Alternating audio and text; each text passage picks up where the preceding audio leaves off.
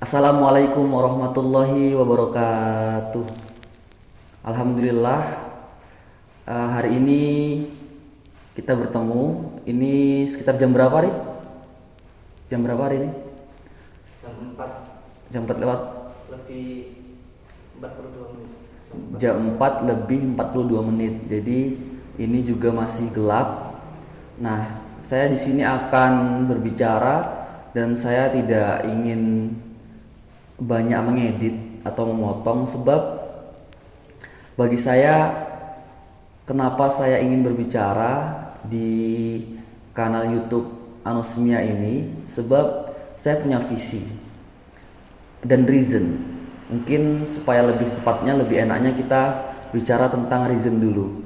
Jadi kenapa saya berbicara di sini? Alasan pertama yang mungkin klise, ya I wanna do good thing, atau saya ingin melakukan sesuatu yang baik saja. Itu mungkin secara umum. Tetapi secara spesifik atau lebih mendalam lagi, kenapa saya ingin berbicara di sini? Karena ya I wanna get the balance. Saya ingin menemukan keseimbangan. Tentang keseimbangan apa? Maka saya mencoba untuk lebih mendalami lagi.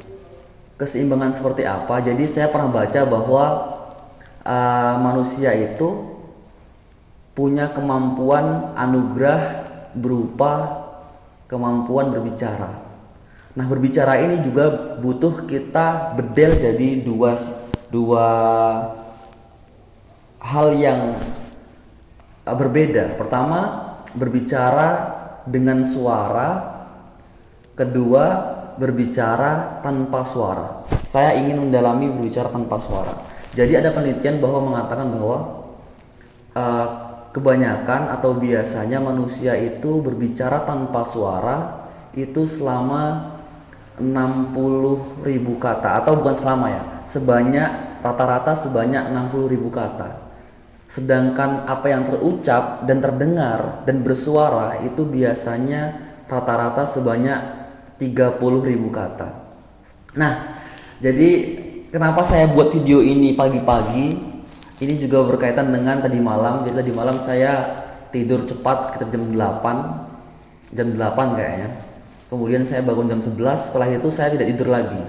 Saya sudah mencoba untuk tidur, sudah mencoba untuk menenangkan diri, tetapi saya terus dihantam dan dihujani oleh pikiran-pikiran. Tadi saya sudah konfirmasi sama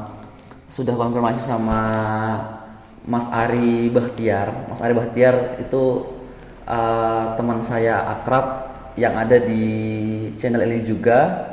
Kalau mau lihat muka beliau ada di video yang berjudul Hujan. Jadi tadi malam saya kepikiran banyak item, dan item-item itu saya tulis di HP. Dan tadi saya konfirmasi ke Mas Ari Bahtiar, itemnya itu ada 54 item. Jadi setiap item itu saya mencoba untuk menggali, saya pikirkan. Saya juga nggak tahu kenapa saya bisa berpikir sebanyak itu. Tetapi kalau misalnya saya urutkan atau saya pikir-pikir lagi, bahwa saya itu setiap hari hampir seperti itu. Mungkin misalnya ya, saya mencoba untuk dulu itu, ya udahlah, mungkin saya kalau misalnya pagi, siang, sorenya full aktivitas, nanti malamnya tidak kepikiran. Tetapi saya masih kepikiran. Begitu juga dengan pola-pola hidup sehat. Saya riset beberapa jurnal, saya coba di internet gimana sih caranya tidur cepat, gimana sih supaya waktu itu bisa tek tinggal tidur dan sebagainya. Tetapi masih tidak bisa. Biasanya saya itu tidur dulu, terus bangunnya sekitar jam 1 atau jam berapa, jam nggak nentu, biasanya jam 12, jam 11 kayak tadi malam, terus kepikiran sampai subuh biasanya. Kemudian subuh sholat. Nah, 54 item ini yang saya pikirkan tadi malam itu merupakan hal-hal yang menurut saya perlu dipikirkan. Nah, karena saya juga sudah mencoba untuk sudah mencoba untuk tidur cepat, untuk tidak berpikir, untuk tidak overthinking, tapi rupanya nggak bisa. dan saya ingin mencari kenapa ya Allah menganugerahkan hal ini kepada saya. Maka saya mencoba untuk mensyukuri sajalah. Saya sudah tidak mencoba untuk denial tidur cepat lagi atau tidur mencoba untuk memaksakan tidur walaupun nggak pernah bisa, nggak pernah sanggup. Dan kejadian ini juga saya rasa sudah terjadi semenjak saya kelas 2 SD. Jadi semenjak saya kelas 2 SD itu saya sudah tiap hari itu sudah biasa memikirkan banyak hal, banyak item-item. Nah, maka seluruh item itu insya Allah kalau misalnya saya masih diberi kesempatan yang panjang, saya akan banyak berdiskusi dengan teman-teman. Jadi untuk balance-nya mungkin ini juga anugerah saya, anugerah dari Allah kepada saya untuk saya hidup balance. Jadi mungkin saya itu terlalu banyak berbicara di dalam hati. Saya menghabiskan kuota 60.000 kata tadi setiap hari, tetapi saya jarang berbicara real life atau berbicara dengan suara. Nah, jadi misalnya ada orang mengatakan bahwa kok Zaid itu cerewet ya. Tetapi saya rasa itu tidak cerewet karena kalau dibandingkan dengan apa yang saya pikirkan, dengan apa yang saya katakan, perbandingan itu jauh lebih banyak apa yang saya pikirkan dan tidak saya katakan. Maka sesi ini saya buat untuk kita sharing-sharing diri saya untuk mencari siapa diri saya tanpa banyak editan. Saya ingin belajar menerima banyak kesalahan. Jadi ini juga mungkin cerita sedikit untuk terakhir terakhir dari video ini pada kesempatan ini. Jadi saya itu dulu itu orang yang sukanya nulis pakai pena, sampai umi saya itu juga kadang memarahi saya, bukan memarahi saya sih, mengingatkan saya dengan lembut. Beliau itu mengatakan bahwa kok kalau nulis itu kan waktu SD tuh, kalau SD biasanya kita nulis kan pakai pensil, tetapi beliau memarahi saya soalnya saya tuh nulis itu pakai pena. Dan ketika saya nulis pakai pena kan nggak bisa dihapus dong. Pada saat itu juga tip X juga jarang. Nah, ketika saya nggak bisa menghapus, buku saya itu nggak sampai penuh sudah dibuang, soalnya nggak bisa dimanfaatkan lagi, soalnya terlalu banyak coret-coretan seperti itu.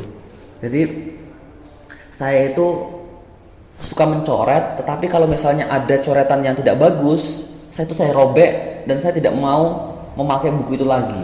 Saya itu orang-orang yang sangat sangat memperhatikan atau sangat perfeksionis lah. Kalau misalnya sarung aja kalau misalnya sarung saya kotor sedikit itu saya bisa ngamuk, saya itu bisa marah, saya bisa komplain, saya bisa membuang sarung itu. Jadi saya itu seperti itu. Tetapi semakin dewasa saya menyadari bahwa rupanya menerima ketidaksempurnaan itu indah lah. Menerima ketidaksempurnaan adalah bagian dari kesempurnaan. Ketika misalnya terlalu sempurna, itu sesungguhnya tidak sempurna, karena di dalam definisi kesempurnaan itu tidak ada kejelekan. Jadi sempurna menurut saya adalah ketika dia bisa menghimpun banyak hal hitam putih, bisa menghimpun tinggi rendah dan sebagainya. Jadi jangan, kalau misalnya teman-teman juga nggak mau menyaksikan video ini secara penuh juga nggak apa-apa, tetapi ini mungkin dari saya ingin sharing-sharing sama teman, ingin berbagi.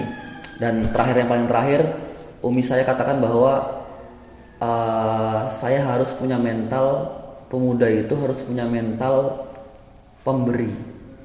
Kalau misalnya kita bisa menyenangkan orang lain, kita bisa memberi dampak positif untuk orang lain, insya Allah kita akan sampai pada perasaan yang selalu bahagia. Kita mungkin sedih, tetapi kita bisa bangkit dengan cepat. Ini dari saya. See you next time. Wassalamualaikum warahmatullahi wabarakatuh.